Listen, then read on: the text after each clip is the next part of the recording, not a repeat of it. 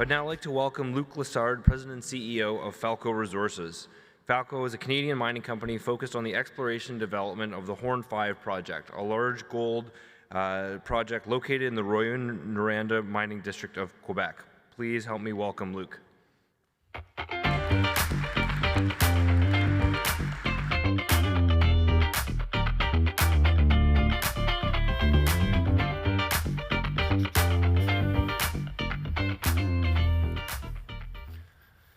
Alors, merci d'être présent. Je vais faire vraiment un récapitulatif vraiment à haut niveau. Je vais parler en français et ceux qui veulent avoir des précisions sur le contenu, à la fin de la présentation, je vais être disponible pour répondre à certaines de vos questions. Donc, Falco Horn 5. On va les passer rapidement. Je pourrais parler pendant 1 heure de temps sur les highlights ou sur les faits saillants, mais essentiellement, ce que je veux vous dire aujourd'hui, c'est le projet Horn 5, c'est un projet d'importance au Québec, près de la zone urbaine de Rouyn-Noranda. En fait, on est dans le quartier nord de Rouyn-Noranda, dans le parc industriel. Ensuite, évidemment, ça donne beaucoup d'opportunités ou d'avantages. On a accès à d'innombrables services municipaux, les hôpitaux, les routes, le chemin de fer, mais aussi la main-d'œuvre. La main-d'œuvre de Rouyn-Noranda de qualité, beaucoup d'expérience, les fournisseurs de services, des équipementiers. La plupart d'entre eux, je les connais personnellement par leur nom parce que j'ai vécu, comme vous le savez, l'histoire au Cisco 1 avec Canadian Malartic. Donc, plusieurs d'entre eux ont collaboré à ce success story. Donc, on veut répéter une autre fois cette aventure avec les entrepreneurs locaux. En 2021, on a fait l'étude de faisabilité qu'on a mise à jour par rapport à celle de 2017 et on anticipe de faire une autre mise à jour au cours du deuxième moitié 2024 pour prendre les derniers éléments de market conditions sur commodity price, escalation. Donc, on va remettre à la fin de l'année, une mise à jour, si on veut, de la section financière de l'étude de faisabilité pour vraiment refléter le contexte actuel des marchés. On a aussi la propriété, des grandes propriétés d'exploration autour du gisement Horn 5, des propriétés, je dirais, de type VMS, or, cuivre, et puis à l'intérieur de 25 km autour du gisement Horn 5. Donc, ça nous donne un potentiel de life of mine extension lors des premières années d'opération du gisement Horn 5. Particulièrement récemment, au cours du début de l'année 2024, on a annoncé par voie de communiqué de presse des éléments importants dans nos jalons. Et un des éléments, c'était d'avoir une entente avec la société Glencore sur la licence d'opération. Licence d'opération, on parle de quoi aujourd'hui? C'est essentiellement qu'on est très près de la fonderie Horn. Glencore voulait s'assurer de la pérennité des opérations à long terme. Donc, il y a une série d'éléments techniques qui ont dû être validés, vérifiés. Vous comprenez que c'est la fonderie, c'est l'ancienne mine Horn, c'est le dépôt Horn 5 qui est une extension. Donc, il a fallu vérifier d'énormes éléments avant de pouvoir compléter cette licence d'opération-là. Donc, c'est un élément pour nous qui était de grande importance. On l'a obtenu. Et suite à ça, il y a eu le deuxième élément sur lequel on voulait avoir des avancements importants. C'est le dossier de la recevabilité de l'étude d'impact. Et comme vous le savez, en mars dernier, on a reçu la lettre de M. Charette, ministre de l'Environnement, nous indiquant que l'étude d'impact, en fait, de Falco était reçue recevable et ça permettait à Falco de pouvoir poursuivre vers sa prochaine étape, qui est les audiences publiques. Donc, je poursuis. Donc, je parlais des propriétés d'exploration rapidement. Donc, on voit au centre le gisement Horn 5 et tout en bleu, c'est essentiellement le territoire associé à nos propriétés d'exploration. On a beaucoup d'éléments sur lesquels qui nous indiquent que près de la surface et même en profondeur, il y a des possibilités de découverte additionnelles. Donc, on va définitivement, dans le prochain futur, relancer certaines cibles sur lesquelles on voudrait faire de l'exploration plus soutenue. Pour les gens qui sont moins familiers avec la région de Rouyn-Noranda, on voit ici en contour bleu, je dirais, les limites sectorielles, territoriales, si on veut, de la propriété ou de la fonderie Horn, fonderie de cuivre. J'ai superposé en surface la zone de l'ancienne mine Horn en rouge et projeté toujours en surface en noir contour le dépôt ou le gisement Horn 5. Donc, vous voyez, on est, ce qu'on peut appeler dans un périmètre relativement restreint. Puis, tout en bas de la page, on voit le quartier Notre-Dame de Rouyn-Noranda. Tout au haut de la page, on voit le secteur en vert jaune, qui est essentiellement l'ancien site de la mine Couémont. Donc, il y avait une opportunité pour nous, pour avoir accès au dépôt Horn 5, d'établir notre base de travail sur ce secteur-là. Donc, l'ancienne mine Couémont va devenir, si on veut, notre porte d'entrée pour le gisement Horn 5 à partir de galeries horizontales qu'on va faire ultérieurement. Donc, sur d'autres facettes, je vais vous montrer. Donc, on voit ici l'ancienne mine Horn sur la longitudinale, en brun foncé, un dépôt qui était essentiellement miné entre 1926 et 1976. Pour le cuivre, l'or était récupéré à partir du concentré de cuivre. On se rappellera qu'à ce moment-là, Noranda avait ses opérations minières, ses opérations de fonderie. Donc, c'est un projet complètement intégré. Suite à la fermeture, la fonderie Horn a poursuivi ses activités de fonderie avec des concentrés provenant de différentes zones sur la planète. Donc, pour nous, c'est important de développer le projet en cohabitation avec les anciennes activités minières du passé. Une des choses que vous réalisez, c'est que le puits Couémont va devenir un élément d'infrastructure qu'on va réutiliser pour les opérations d'Horn 5. Donc, le puits va être dénoyé au même titre que l'ancienne mine Horn. Puis, on va donner accès à la partie supérieure du dépôt et ensuite de ça, faire des extensions. Le gisement comme tel, c'est quoi? C'est 80 millions de tonnes de minerais, teneur moyenne de 2,25 grammes par tonne, équivalent, considérant les métaux de base. Si on regarde la flèche bleue au bas de la page, évidemment, on parle d'une extension possible du gisement en profondeur. Pour les ingénieurs miniers qui sont dans la salle, le dépôt a 2 km de haut, 1 km de long, 100 mètres d'épais. Donc, ça donne d'innombrables possibilités au niveau d'optimisation des opérations, donc des chantiers, des multiples blocs, efficacité opérationnelle, les meilleurs équipements disponibles, les hautes technologies, et j'en passe.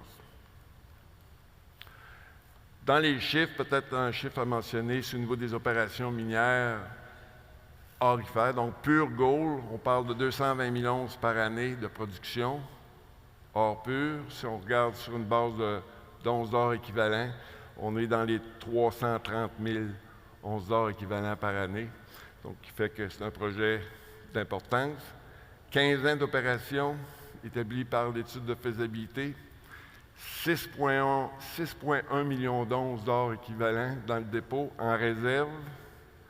Et si on regarde sur les ressources toutes confondues, on parle définitivement de 9,3 millions d'onces d'or équivalent dans le dépôt. Je rappelle qu'on est un producteur métaux de base, mais aussi métaux précieux. Dans les métaux de base, le cuivre est une entité importante pour le Québec. On en fait un élément de discussion avec le gouvernement. Ça pourrait devenir le producteur principal de cuivre au Québec au cours des prochaines années, en ligne avec les alignements pour l'électrification des transports et diminution des footprint carbone. Peut-être que je vais aller directement au niveau des éléments principaux au niveau de la mine et de l'usine. Bon, c'est un sulfure massif, dépôt de grande taille, qui va donner d'innombrables avantages au niveau des séquences de minage et de développement. On va miner de 650 mètres à partir de la surface, les premiers 650 mètres étant essentiellement l'ancienne mine Horn, jusqu'à 2000. On réutilise les infrastructures de la mine Quémont. Et la méthode de minage, c'est du transverse long hole, ou minage par long trou transverse. On a l'avantage que la qualité du matériel encaissant est de très haute qualité, très solide, très robuste. On prévoit des dilutions de moins de 3 %. Il va y avoir du dénoyage à faire. C'est un projet de 2 ans de dénoyage. 11 millions de mètres cubes d'eau qui devront être pompés, traités, disposés dans l'environnement selon les critères de la directive 019. Au niveau de l'usine, essentiellement, quand on regarde la dimension de l'usine, c'est à peu près la même size que celui de Canadien de Malartic. Un circuit de broyage, 3 circuits de flottation et un circuit de regrinding, de rebroyage pour les concentrés de pyrite. Et finalement, le circuit final sera un circuit d'élimination des résidus. Traitement en pâte pour ce qui va être envoyé dans le secteur du gisement 11-5 et remblai hydraulique pour les anciennes ouvertures à remblayer dans le secteur Horn. Donc, essentiellement, 50 % de nos résidus vont être disposés dans les ouvrages anciens, historiques ou nouveaux avec 11-5. L'autre 50 %, on a l'intention d'utiliser un ancien site minier de l'Abitibi qui s'appelle le site Norbec, qui est un site minier dont le parc à résidus est toujours existant. Donc, on a l'intention d'utiliser ce footprint-là pour en faire une disposition de nos résidus miniers, la partie 50 % additionnelle. Donc, mining, c'est sûr qu'on s'en va avec des nouvelles technologies, opération à partir de la surface, donc remote, batterie, les plus gros équipements, donner un exemple, les chargeuses navettes, scoop tramp, bucket size, c'est 25 tonnes, donc c'est dans des catégories d'équipements qui sont dans les plus gros au monde. Souvent, je fais le parallèle, Falco, c'est 11-5, c'est essentiellement un open pit, mais sous terre. Donc, vous voyez l'analogie, ça donne quand même une bonne référence. Si on y va au niveau des éléments de fond, au niveau de l'économique du projet, toujours basé sur l'étude de faisabilité de 2021. Essentiellement, on parle d'un NPV de l'ordre de 800 millions de dollars US. On parle d'un taux de rendement interne de l'ordre de 19 %, toujours à 1 600 $ l'once, je le rappelle, et un all-in sustaining cost, donc coût de revient tout inclus de l'ordre inférieur à 600 $ l'once. Donc, définitivement, Falco 11-5 va être dans les catégories des projets, les coûts de production les plus bas au monde. Si on pose la question de savoir si c'est un projet d'or, un projet de cuivre ou un projet de zinc, l'indice des payable metal l'indique très bien. Donc, essentiellement, 75 % de nos revenus vont provenir des métaux précieux, 25 % additionnel va provenir des métaux de base. Juste faire une petite analyse par rapport aux conditions du marché actuel sur le prix de l'or. Le projet, par rapport à 1 600 $ l'once, toujours pour l'or, si on l'amenait à 2000, le taux de rendement passerait de 19 % à 26 % et le after-tax NPV passerait de 760 à près de 1,2 milliard de dollars. Donc, très sensible au prix des commodités pour le dossier Falco. Rapidement, pour les dossiers de capitaux, 845 millions US, on parle de l'ordre de 1,1 milliard canadien, sur lequel on va vérifier dans les prochaines semaines, prochains mois, faire l'ajustement des dernières escalations des dernières années. Mais nonobstant, on pense qu'on serait dans les eaux de 1,2 milliard, plus ou moins, pour un projet révisé avec les conditions 2024. Puis les deux contributeurs les plus importants sont la mine et l'usine. Coût d'opération inférieur à 600. J'ai mis devant vous le modèle financier, mais essentiellement, les crédits de sous-produits font en sorte que Falco demeure un projet de faible coût. On a un crédit qui s'applique de l'ordre de 600 $ à l'once, qui nous amène à moins de 600 $ l'once avec les sous-produits inclus. Donc, dans les secondes que j'ai encore devant moi, si je compare Falco à tous les gros opérateurs, les gros noms, vous voyez là, que Falco est dans le premier quartile.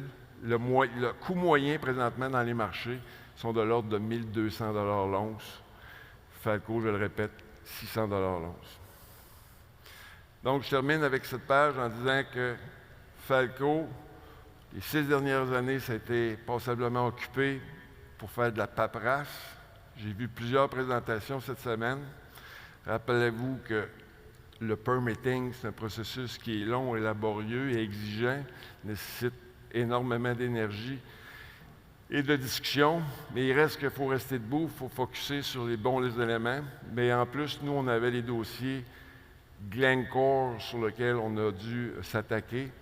Je le rappelle, il y a eu des due diligence qui ont été faites. On a signé des off-take agreements sur le cuivre et le zinc. On a finalement reçu la licence d'opération qui nous donne accès au territoire. Et avec le ministère de l'Environnement, très récemment, on a reçu l'approbation de la recevabilité ou la recevabilité de l'étude d'impact. Et ça, c'est suite à de nombreuses années de questions et de réponses et de clarifications, de COVID et d'éléments indirects qui sont survenus. Et ça nous a amené à obtenir je dirais pas cette autorisation, mais la recevabilité. Et Falco débute ses audiences publiques au cours des prochains mois. Merci à vous. Bon dîner.